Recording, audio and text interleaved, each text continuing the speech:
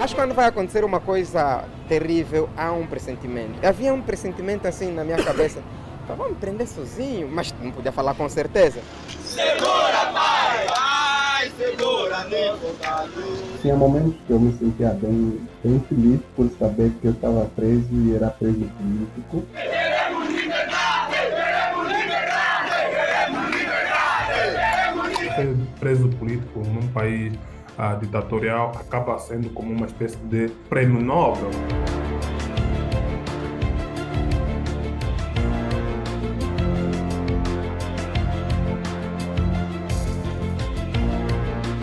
Sábado, 20 de junho de 2015, agentes do Serviço de Investigação Criminal entram na Vila Alice, no centro de Luanda.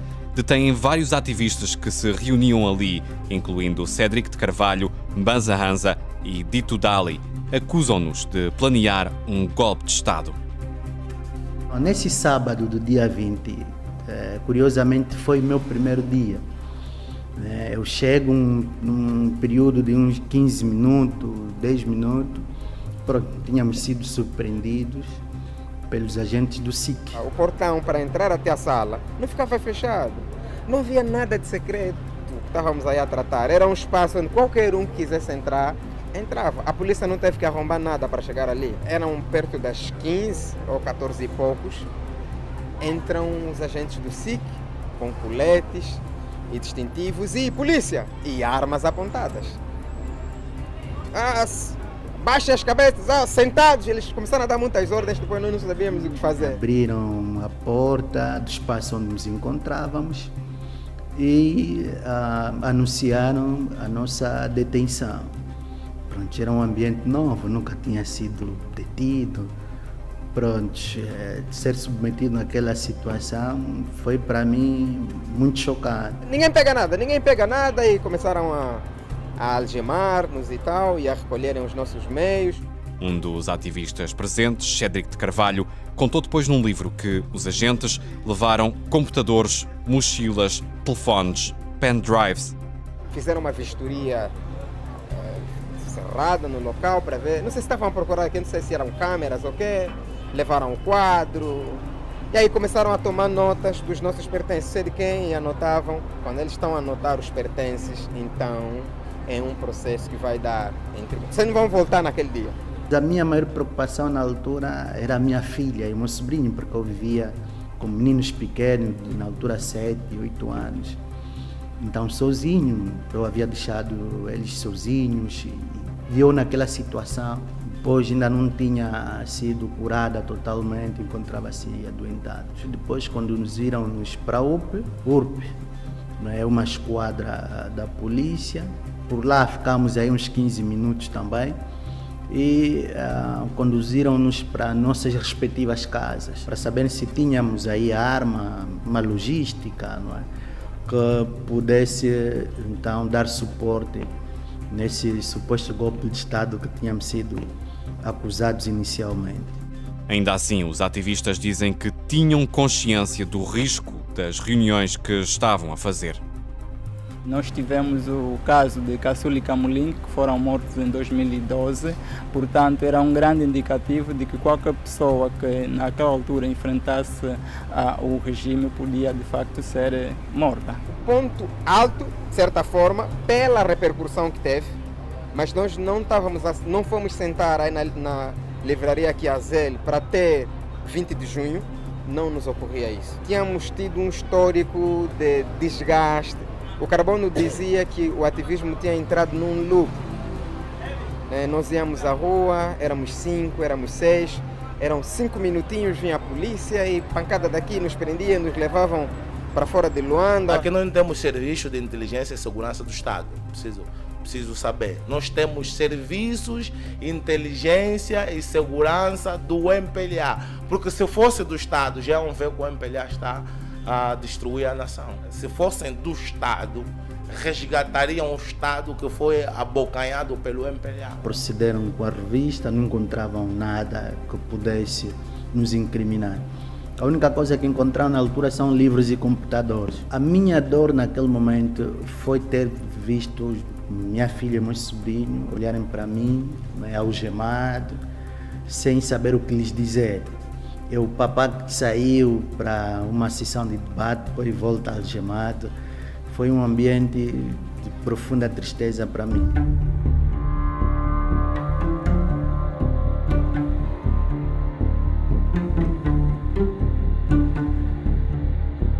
Na prisão, as primeiras semanas pensamos que iríamos morrer. Nós não fomos informados e fomos escondidos ou encafuados. Então, sem informação e ouvir zum que estamos a ser acusados de golpe de Estado, então pensamos logo, vão nos apagar.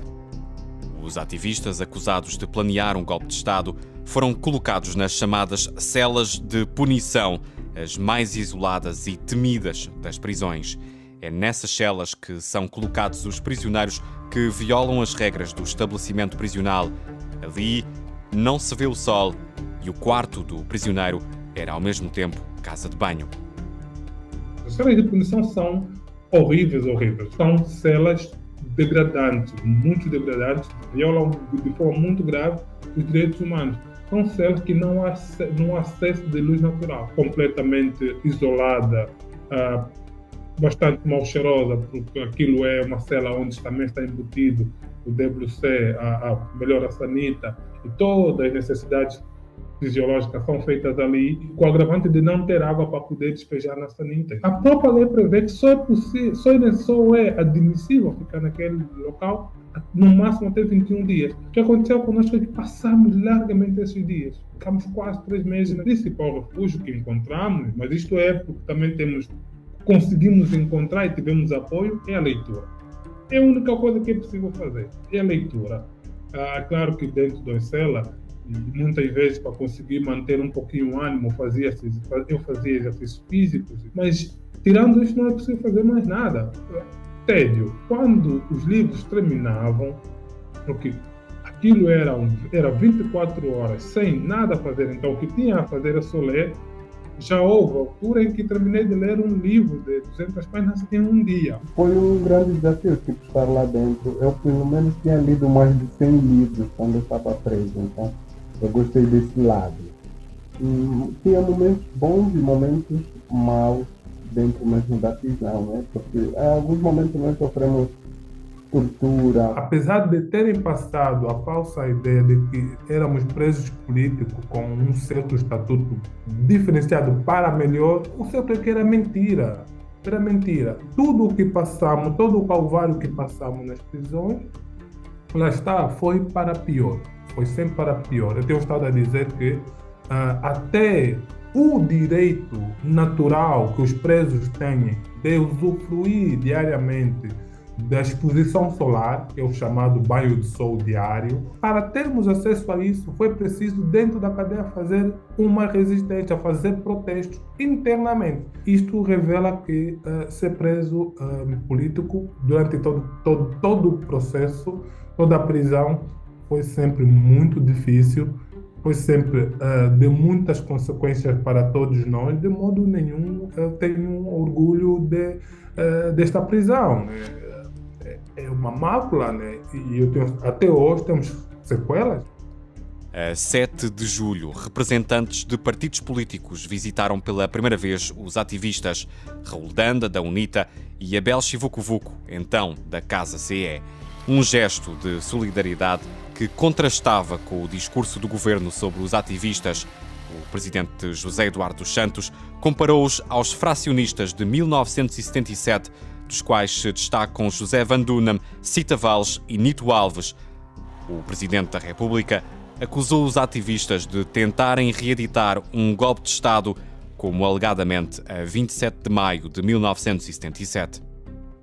Ser jornalista ou ser preso político num país ditatorial acaba sendo como uma espécie de prêmio Nobel, né? E só em países ditatoriais há presos políticos, né? Então, em Angola está claro que se somos presos políticos, se continuam a existir presos políticos até o momento, é porque Angola não é uma democracia, né? Democracia não tem presos políticos. A prisão foi uma estratégia de regimes autoritários, né, de enviar sinais a todos quantos pretendam pensar de forma livre e crítica. Depois que o assunto ficou polêmico, vimos como uma ferramenta de ativismo. Vimos, uau, aqui vamos fazer um trabalho. Cada dia na prisão era equivalente a meses fora de ativismo social. E era em duplo sentido. A própria prisão, a própria estrutura da prisão, a forma como ele trata os próprios reclusos, é um espelho do Estado. É como que todos os males do Estado, todos os problemas do Estado estão ali escondidos. Então tínhamos duas lutas, dentro da cadeia e fora da cadeia. E as duas coisas combinavam de forma bem interessante, né? Nós nos batíamos por causas de como são tratados os reclusos e nos batíamos também por causas que estavam fora. Nós mesmo, 15+2, fomos fazer levantamentos dentro das cadeias. Existiam pessoas que estavam presas, estavam em prisão preventiva há 7 anos, cidadãos julgados, não são heróis. 15+2 é herói. Nós nunca fizemos nada. É só nos meter na cadeia, repercussão internacional.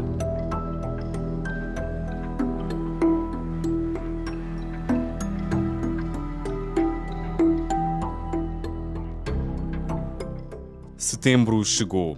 3 meses depois de serem detidos, continuava a não haver acusação formal contra os ativistas. Alguns deles decidem fazer greve de fome, um dos métodos de protesto não violento que tinham debatido meses antes. A ideia da greve de fome surge porque nós entramos em excesso de prisão preventiva. E a prisão foi uma maneira de nós continuarmos o nosso ativismo, mostrar que era uma guerra mental, mostrar que, por mais que eles tentassem, nós não íamos claudicar e não íamos nos vergar diante do uso da força e da prepotência. Cada greve tinha a sua própria motivação, mas de forma sintética, o objetivo da greve era pressionar as autoridades para mudar alguma coisa, ou para acelerar o processo no tribunal, ou então para melhorarem as condições, porque nós entramos num sistema carcerário muito duro. E depois nós começamos a lutar para conquistar direitos lá dentro. As greves de fome aumentou a onda de indignação sobre o processo dentro e fora de Angola. Organizações de defesa dos direitos humanos apelaram à libertação incondicional dos ativistas que consideravam ser presos políticos. O regime, ao fazer isso, ao interromper um processo, o projeto acabou por dar valor ao que estávamos a fazer, acabou por mobilizar a juventude, acabou por mobilizar a sociedade toda, né? Eu costumo dizer que o nosso maior advogado foi o povo angolano, e os angolanos naquele período uniram-se de uma forma inédita. Os cidadãos tomaram consciência de que é possível confrontar um regime por mais violento que seja. Depois da nossa prisão, nasceu uma grande motivação por parte de muita gente sobre a necessidade de transformação do país. Mesmo que seja uma mera consciencialização e que não se traduza em ações para transformar o país. 2 ativistas angolanas, Rosa Conde e Laurinda Gouveia, foram constituídas arguidas no mesmo processo, junto com os outros 15 ativistas, membros do autodenominado Movimento Revolucionário. Por isso, o grupo ficou conhecido como 15+2. Havia mais mulheres, né? Mas nós estávamos sempre na linha de frente, né? Eu e a Laurinda, e estivemos sempre na linha de frente. Se calhar eles pensaram que esse daqui também, são pedras no sapato, então temos que lhes manter também presas. Foi por isso. Não entramos no processo de detenção. O que aconteceu é, enquanto estava a decorrer o processo e os rapazes já tinham sido presos, nós fomos notificadas para estar como arguidas soltas. E entende-se que naquela altura, se nos prendessem, ia correr muito mal, por isso é que eles decidiram que nós não deveríamos estar presas. Nós ficamos no processo, fomos transformadas em arguidas e não poderíamos sair do país, nem viajar para outras províncias. O julgamento começou a 16 de novembro de 2015. É o primeiro dia porque foi bastante marcante, não só por ser o primeiro dia onde toda a gente estava a sociedade estava com imensas expectativas, nós mesmo presos estávamos com muitas expectativas do que seria aquele dia, embora eu sempre acreditei, como aconteceu, que seríamos condenados. O julgamento foi, como tudo o resto, uma grande farsa, então nós tratamos a farsa como ela era. Nós não mostramos qualquer tipo de submissão ou respeito ou condescendência para com o tribunal, o juiz e o Ministério Público. Fizemos questão de tornar o circo num circo. Na sala do julgamento subimos descalços, a maioria. Uns companheiros, como se poderá ver nas fotografias e vídeos, estiveram calçados, mas alguns, incluindo eu, estivemos descalços. Foi marcante porque só este simples ato de protesto, de camisolas e de pés descalços, atrasou o início do julgamento em cerca de 2 horas, porque o juiz, claro que amando do regime angolano, do governo, não queria abrir a sessão conosco descalços, com camisolas com escritas de protesto. Houve várias negociações a pressionar-nos e ameaçar-nos, inclusive, caso não aceitássemos calçar, sobretudo calçar, não cedemos, e foi assim então que isto marcou o primeiro dia. Ficou provado que eu era uma das pessoas que escrevia as atas das reuniões ou dos debates que nós estávamos a realizar. Ficou provado que eu fazia parte do governo de salvação de Angola, um governo que se pretendia criar ou que se criou nas redes sociais. Eu aparecia como governador de Mochico. Aí o juiz perguntou para mim se eu gostaria de ser o governador de Mochico, de acordo com os planos que estavam a ser traçados. E nós tínhamos traçado uma estratégia para não responder às questões do juiz. Mas quando ele colocou essa questão para mim, eu achei muito engraçado. Eu disse, por favor, essa aqui eu vou responder. Eu disse, sim, eu gostaria de ser governador da província do Mochico. O nosso julgamento começou no mês de novembro, foi até dezembro, e depois houve uma pausa devido às festividades, e voltamos nas sessões provavelmente em fevereiro, e em março nós fomos condenados.